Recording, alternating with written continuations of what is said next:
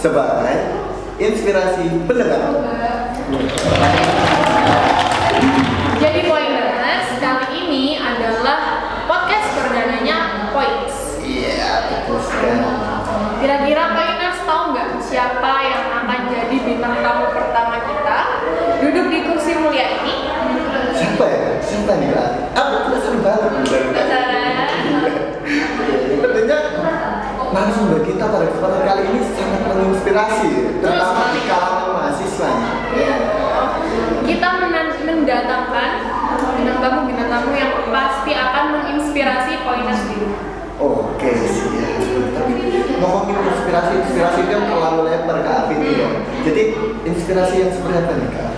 Kali ini tema dari Poin sendiri, kita akan memberikan inspirasi tentang digital literasi. Penasaran banget sih ya. Narasumbernya ya. Kayaknya langsung kita datengin aja deh narasumbernya. Langsung kita datengin aja. Daripada kelamaan, Poiners pasti kayak gitu. Oke, sebelum itu buat Poiners yang baru gabung ke sini, buat masuk ini jangan lupa untuk like kalau suka, kalau nggak suka jangan lupa untuk dislike dan support kami dengan bantuan subscribe ya. Jangan lupa komennya juga ya. Ya, oke. Langsung aja. Langsung aja kita panggil. Ini dia narasumber kami.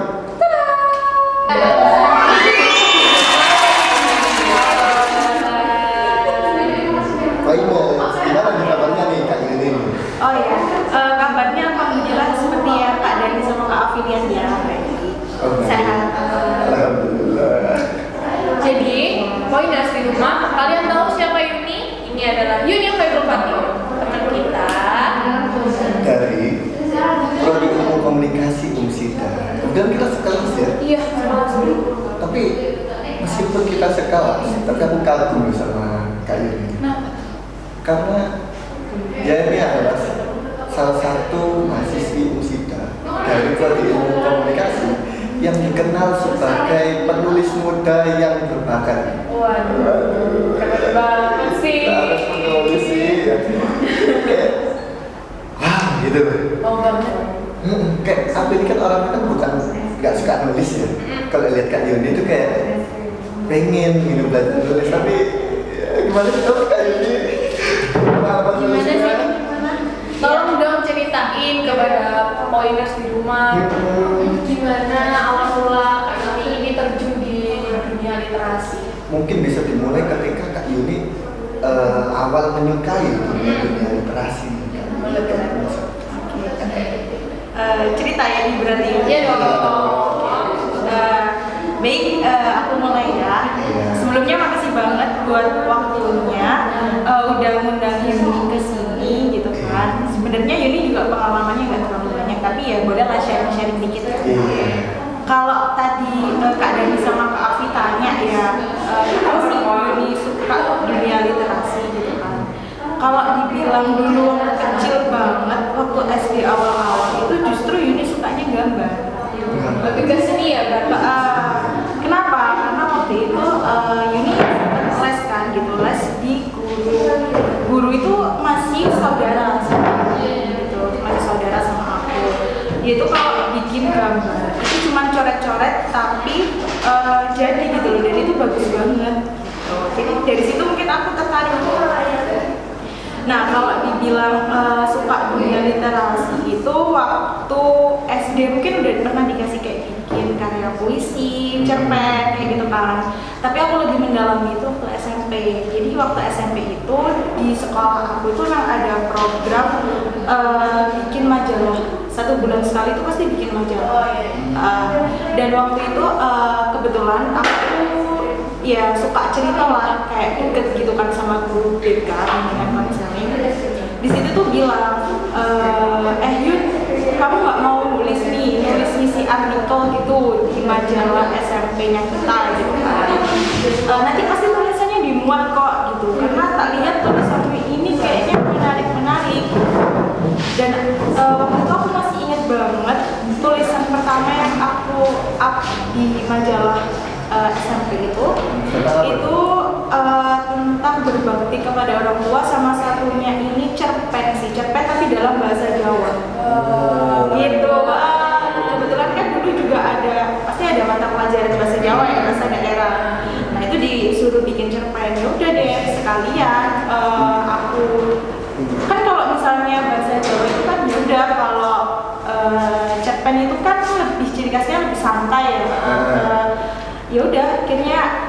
dengan pakai bahasaku tapi bahasa yang tetap sopan buat dibaca gitu, nggak aur-auran gitu, nggak gitu.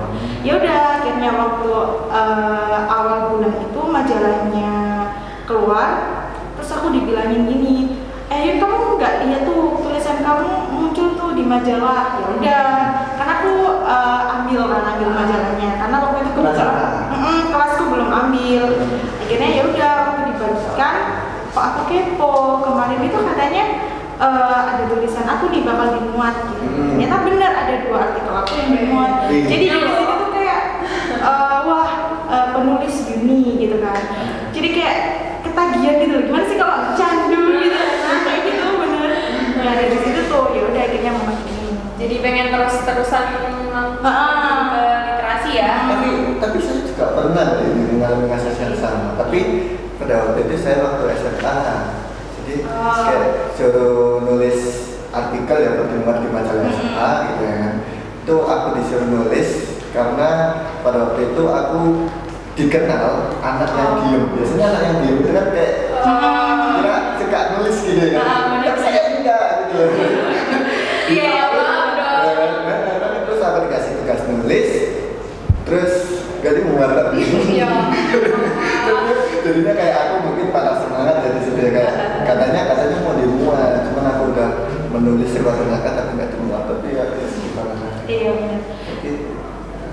Iya masih ingat sih, jadi dulu waktu SMP kan mungkin Kak Dani sama Kak Afi pernah ngalamin ya gimana sih kalau mau ke SMA waktu SMP kelas 9 gitu kan bingung kan pasti milih ini SMA apa SMK terus jurusannya ini apa, takutnya banyak banget kan omongan di luar sana itu bilang takutnya tuh kalau kamu nanti jangan sampai salah pilih jurusan gitu kan, pasti nggak nyaman apalah bla bla bla kayak gitu. Pernah waktu itu aku dikasih saran sih sama guru BK aku, yaitu Bu Jana sih namanya. Beliau bilang kamu ambil jurusan bahasa aja di SMA 1 gitu. Nah kebetulan saat itu aku izinkan, maksudnya aku ngomong gitu loh, konfirmasi ke orang tua aku, terutama ke ibu aku kan waktu itu. Dan ternyata nggak dibolehin. Oh ya udah, mungkin karena mindsetnya orang tua aku tuh kalau bahasa itu mungkin gini ya, kayak ngapain sih ambil jurusan bahasa kan kayak gitu ya, pasti banyak skillnya gitu. Pasti tuh kebanyakan orang tua bilang ambil tuh jurusan matematika, IPA, bahasa Inggris gitu. Orang tua banget. Iya, lalu akhirnya aku sendiri juga nggak seberapa tertarik ke SMA. Terus ya udah akhirnya aku langsung ambil jurusan desain komunikasi visual di SMK gitu. Desain komunikasi. Jadi balik ke seni lagi ya. Balik ke seni lagi. Iya, benar banget. Balik ke masa kecil. Abis itu kan ke DKV tuh SMK-nya. Nah masih suka ke literasi nggak? Apa udah ngelupain literasi tapi malah lanjut ke seni aja? Iya, apa jadi fokus ke gambarnya nih? Kan cuma gambar doang gimana sih? Saya aku dengar kalau biasa di kafe itu cuma gambar enggak sih. Iya.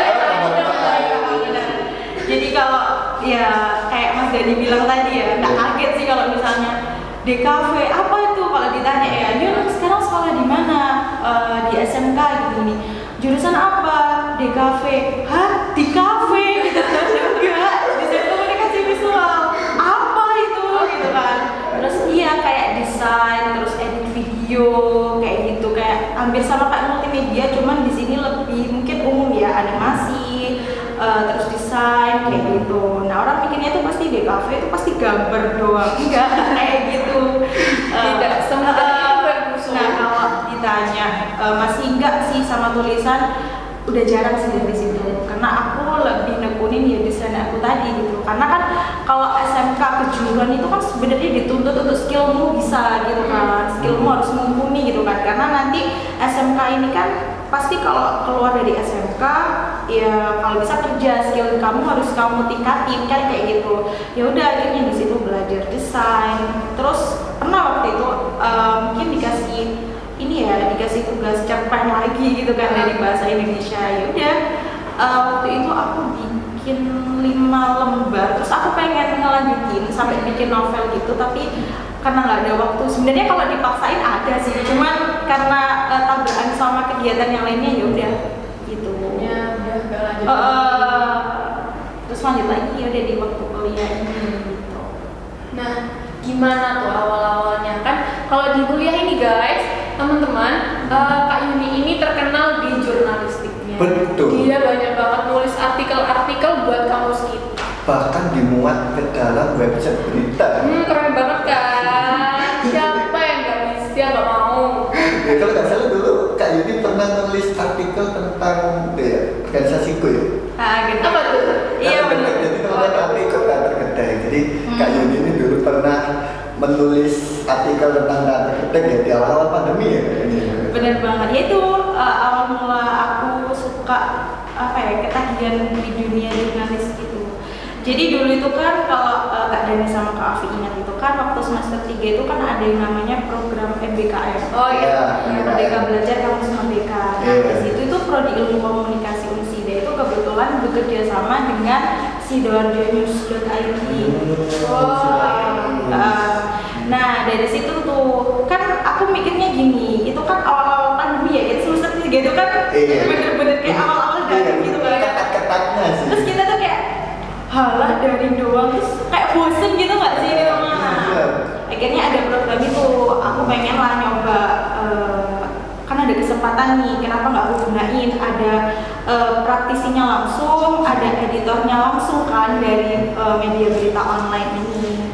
Ya udah, akhirnya aku daftar, lolos, aku ikutin lah. Waktu pelatihan pertama itu emang ada Pak Hadi mentor waktu itu. Beliau emang seorang editor, seorang jurnalis ya udah pro lah, udah di bidangnya gitu. Nah di situ waktu mau penutupan itu dikasih tugas kita gitu. Ya, pastilah tahu lah kan. Pasti dikasih tugas tuh nggak mungkin kalau nggak dikasih tugas. Dikasih nggak mungkin sih. Sangat tidak mungkin guys ilmu komunikasi tanpa tugas. Iya. Terus habis gitu dikasih tugas, disuruh nulis berita di sekitar kalian, gak usah jauh-jauh lah gitu kan. Yang penting kecil-kecilan di sekitar kalian gitu kan. Akhirnya aku ingat Kak Dani gede kan waktu itu kan pandemi ya, terus bikin karya video tentang ini gak sih, persembahan hari ulang tahun Indonesia. Iya, itu terus aku mikirnya tuh gini, ini kan maksudnya masih pandemi ya, masih padat-padatnya daring. Nah sedangkan ada salah satu UKM yang dia tuh bener-bener aktif, nggak peduli kondisinya apapun, tapi tetap bikin karya gitu loh. Kan maksudnya nunjukin eksistensinya ini loh kita Unsida punya kan gitu. Wah ini menarik sih. Ya udah akhirnya aku konsultasikan ke Pak Hadi gitu. Pak, kalau misalnya saya mau nulis seputar ini gimana? Oh nggak apa-apa Mbak, boleh banget gitu. Udah akhirnya aku wawancara teman kamu si Natasha Elanda itu. Aku wawancara teman kamu si Natasha Elanda itu. Aku salam, terus aku aku jelasin tujuan baik aku kan. Terus dia bilang, oh iya nggak apa-apa yuk. Nah, udah dari situ aku wawancara. Nah gimana sih cara penulisannya? Cara penulisannya ya pertama aku pasti cari banyak referensi sih, kayak misalnya penulisan berita gini kan, kalau terkait tentang karya, persembahan karya atau enggak di pandemi itu kayak gimana sih. Ya udah aku baca-baca, oh jadi tuh kurang lebih kayak gini gaya penulisannya. Aku coba tulis kan, itu awal banget sih aku coba tulis. Ya udah ternyata aku kirim di emailnya Om Darjo itu, aku konfirmasi ke Pak Hadi, di up di medianya di Sidoarjo. Dan di MBKM itu kan pasti ada grupnya kan, grup MBKM. Nah di situ langsung tulisan aku, linknya dikirim sama Pak Hadi. Terus aku kayak, wah seneng banget nih gitu kan, tulisan pertama aku dimuat di media gitu, kayak punya kebanggaan tersendiri gitu loh. Jelas pasti punya rasa bangga sih. Kalau jadi kayak ini pasti juga seneng banget. Soalnya itu kan hasil karya kita sendiri, kita yang observasi, kita yang menulis, kita yang wawancara, terus hasil kita itu istilahnya itu dihargai sama media. Dapat reward lah ya. Iya benar, jadi kita bisa lebih dikenal juga di situ. Wih, keren banget sih. Iya sih, itu awal-awal pandemi banget sih Kak Dani. Masih inget ya? Masih ingat itu membuka sih. Itu waktu dulu itu pertama kali aku tahu dikirim link itu tuh kaget. Tidak kira ngirim link nggak jelas gitu. Ngirim link apa berita nggak jelas gitu. Meskipun beritanya itu edukatif, cuman waktu itu dikirim link deh, terus aku ngira nggak jelas ya, cepat aku kalah deh. Kok nggak baca tulisnya Yuni. Oh ya, gitu dari situ. Tak kira kamu udah nulis lama loh, soalnya pas tak baca itu kayak menarik, bisa nggak dibaca gitu. Nah itu juga sih, makanya kenapa sih waktu aku bilang kan ada praktisinya langsung. Jadi secara nggak langsung itu tulisan kita itu dievaluasi, kayak maksudnya kita ngirim, mungkin ada beberapa kata yang diperbaiki, diulang. Nah dari situ setelah beberapa kata tadi kan dikirim tulisnya, terus Pak Adi bilang, Mbak besok kalau mau nulis misalnya nih tentang nama, kalau di berita itu kan sebenarnya kayak pemanggilan menurut penuturan Ibu Afi gitu kan, itu sebenarnya nggak boleh, jadi langsung aja namanya gitu. Baru nanti waktu di kutipan boleh banget kayak tutur kepala sekolah tersebut gitu. Jadi nggak boleh kayak ada kata ibu atau bapak gitu sih. Jadi buat harus benar-benar nama ya. Terus kan Kak Yuni ini tadi awal banget sih terjun ke jurnalistik. Nah, ada nggak sih rintangan-rintangan yang diterima kayak kesusahan apa sih karena kan baru pertama kali, ada nggak? Ada sih pastinya gitu kan. Jadi ingat banget waktu itu ngeliput soal pemilu sih. Yang diselenggarakan bersama waktu tahun berapa sih, 2020 atau 2021 itu ya. Nah jadi aku ngeliput kan kayak suasana tempat publik gitu, kayak mall, tempat wisata kayak gitu. Itu gimana sih suasananya waktu hari H pemilihan gitu kan. Nah waktu datang ke sana ya rame gitu kayak biasanya dikunjungin banyak orang. Nah aku pilih kan waktu itu di mall, ya di mall Sidoarjo gitu kan, ada 2 orang cewek. Aku datengin kan, Mbak permisi, yaudah aku jelasin tujuan aku gitu. Terus kayak mbaknya tuh lirikannya tuh gak enak gitu. Kayak ngapain? Kayak mungkin dia kayak kurang nyaman gitu loh. Kalau aku tanya tentang pemilihan kayak gitu, takutnya entah itu ada.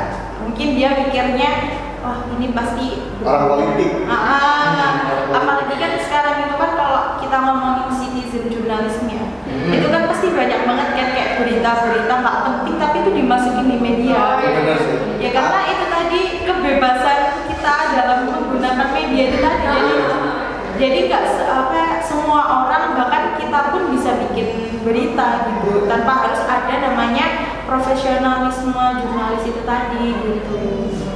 Itu ya mungkin itu tadi ya mindsetnya dia kayak takut gitu, mungkin ya udah nggak apa-apa, akhirnya aku cari lagi yang lain gitu. Karena kan sebenarnya kalau emang narasumbernya nggak mau diwawancara ya udah nggak apa-apa, nggak boleh maksa juga.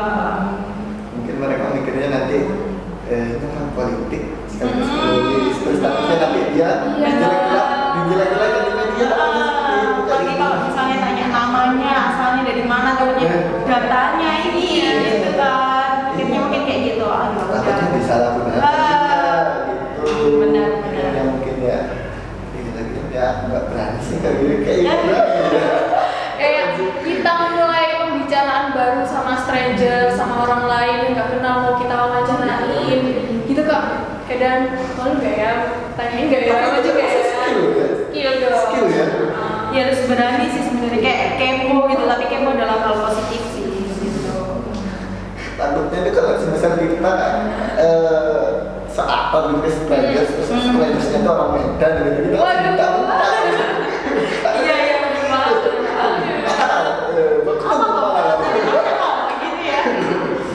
Seperti itu. Kan nggak sembarang orang kan bisa nerima strangers gitu. Benar banget sih.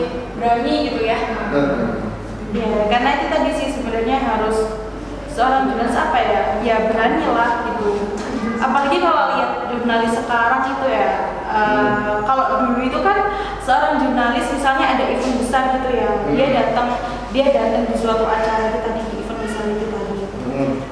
Dia waktu datang itu kayak disambutnya luar biasa gitu nggak sih? Kayak masyarakat tuh wah ada yang mau ngeliput nih. Nah kalau sekarang pasti nggak kaget kan? Malah jurnalis ngapain sih datang? Pasti juga cuma buat kebutuhan konten, paling disuap, disogok. Paling beritanya nanti kapan? Kayak gitu. Pasti yang berita-berita nggak penting itu dimuat aja gitu. Ya. Terus setelah menghadapi tantangan itu, pasti kan nggak cuma dari eksternalnya aja, dari internalnya kayak Kak ini kan sekaligus mahasiswa Musida berperan jadi jurnalis sama mahasiswa. Nah, ketika itu membagi waktunya gimana? Oke.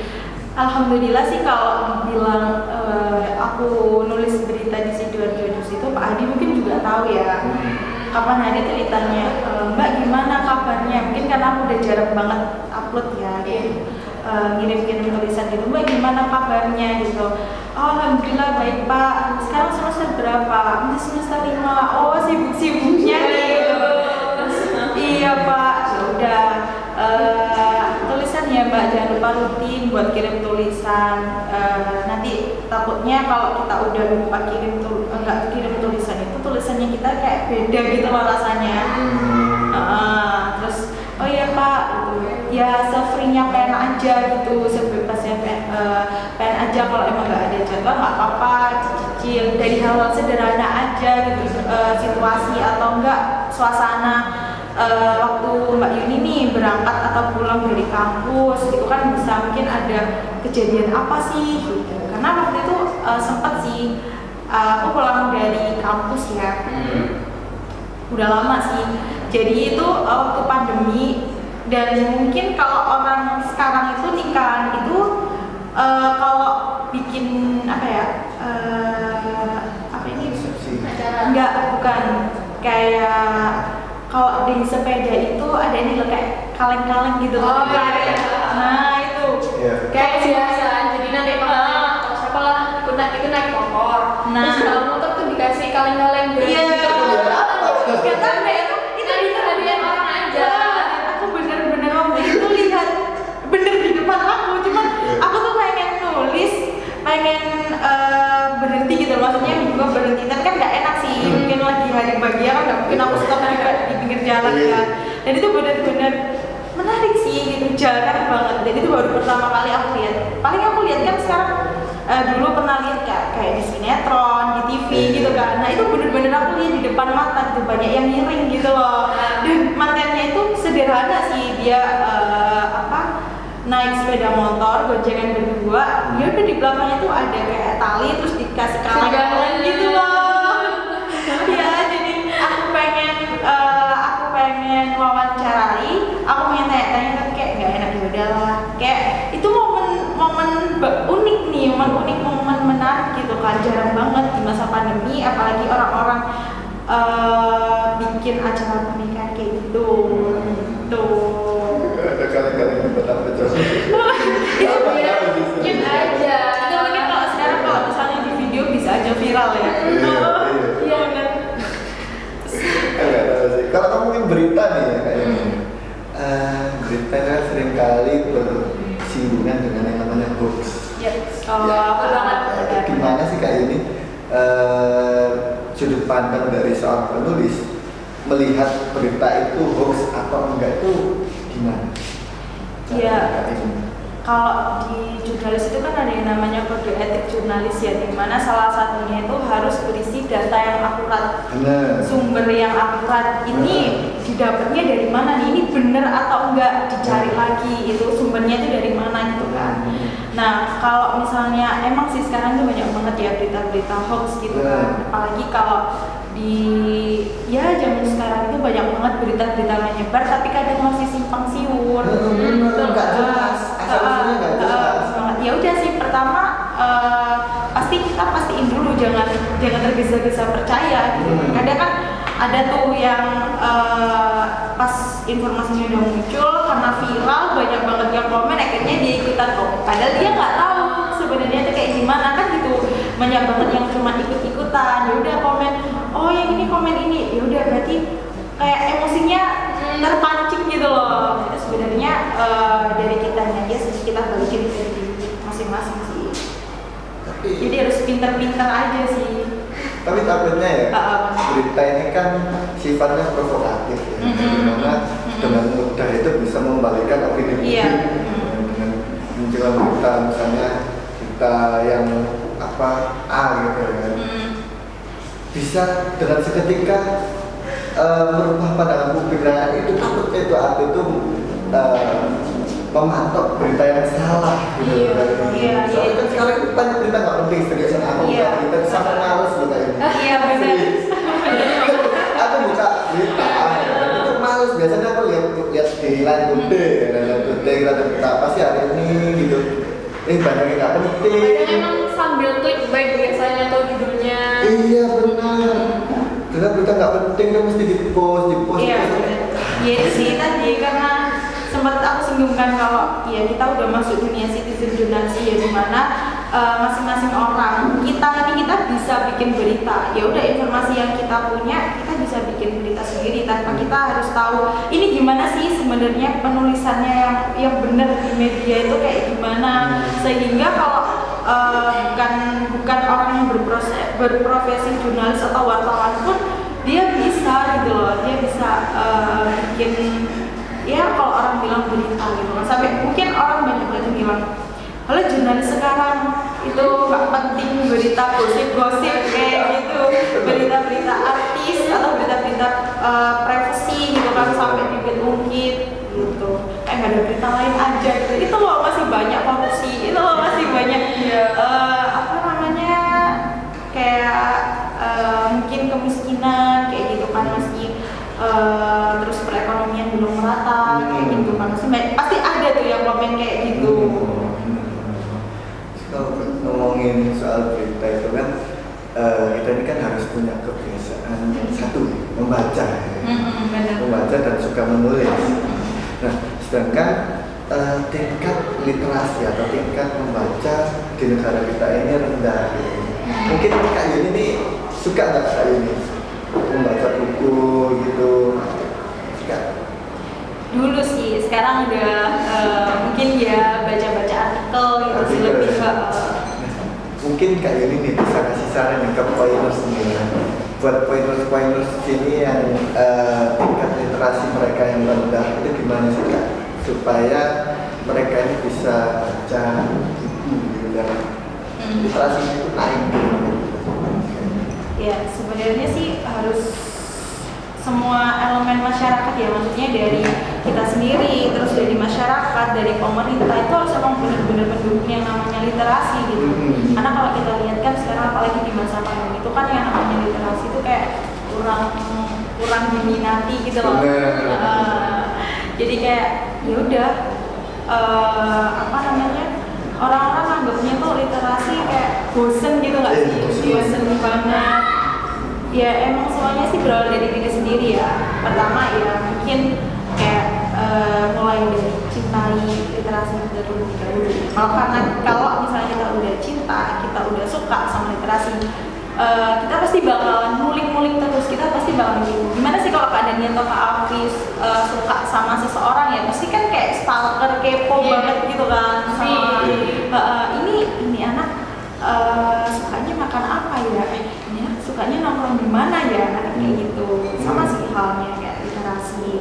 Sebenarnya harus ada rasa cinta terlebih dahulu, rasa memiliki lah. Rasa memiliki.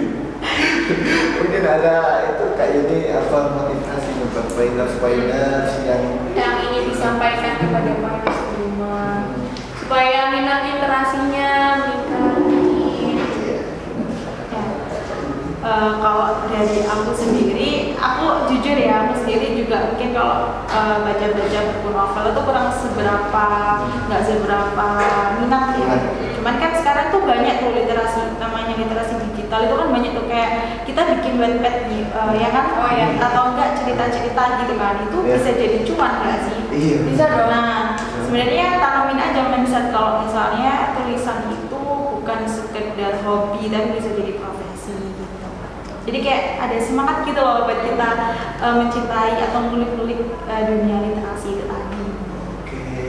Oke, pointer berarti kita sudah mendapatkan kata-kata inspirasi dari Kak Yuni. Tulisan bukan hanya sekedar hobi tapi bisa dijadikan profesi. Yo, bisa jadi cuan. Terus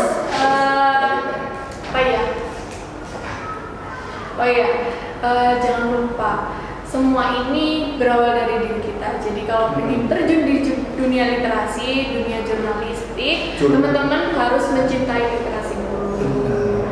Kenal dulu sama literasi baru terjun bebas di sana. Sekian pembahasan kita kali ini ya. Jadi semua inspirasi itu kembali ke diri kita lagi. Kalau kita punya niat, contohnya seperti Kak Yuni, niat di bidang literasi atau jurnalistik, insya Allah nanti akan menjadi orang yang sangar ya. Wow, orang yang ya. Boys lah. Iya, boys itu.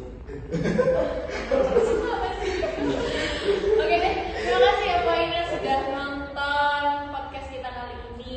Semoga apa yang disampaikan, apa yang di-share sama Kak ini bisa bermanfaat untuk Poiners di rumah semuanya. Bisa menginspirasi Poiners karena podcast kita ini harusnya podcast inspirasi.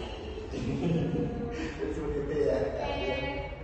Terima kasih sekali lagi Kak Yuni atas waktunya ya. Iya. Oke, Poiners, sampai jumpa di episode Points berikut.